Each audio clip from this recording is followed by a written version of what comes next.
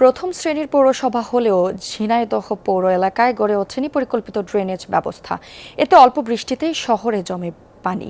Drain সংস্কার করা না হলে ঢাকনা না থাকায় প্রতিনিয়ত ভোগান্তি পোহাতে হচ্ছে পৌরবাসীকে।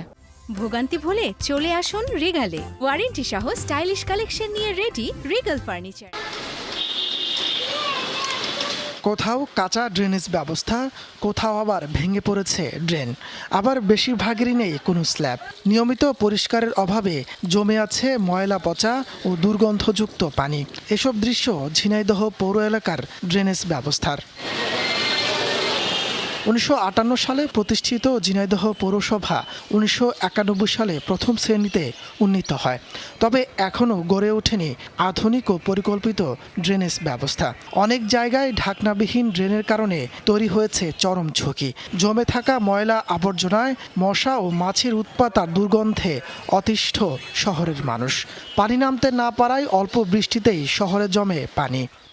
এই ড্রেনের সমস্যার কারণে আমাদের বাচ্চারা মাদ্রাসায় পড়ে গন্ধ ছড়ায় প্রচুর, ওরা ঠিক মতো ক্লাস করতে পারে না।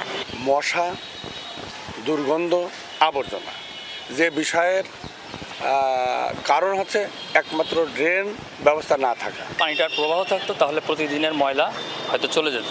আমরা মাঝে মাঝে স্থানীয়ভাবে এটা পরিষ্কার করি। পরিকল্পিতভাবে উন্নতি করা যায়, ড্রেন তৈরি করা যায়, তাহলে আমরা জলাবদ্ধতাতে নিষ্কৃতি পেতে পারি। পৌর এলাকাতে ড্রেন রয়েছে 362 কিলোমিটার, যার মধ্যে 250 কিলোমিটারই কাঁচা।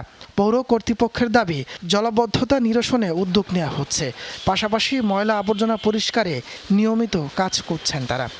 পৌর এলাকার জলাবদ্ধতা দূরীকরণের জন্য 6.15 কিলোমিটার দীর্ঘ একটি ড্রেনেজ সিস্টেম নির্মাণের কাজ চলমান রয়েছে।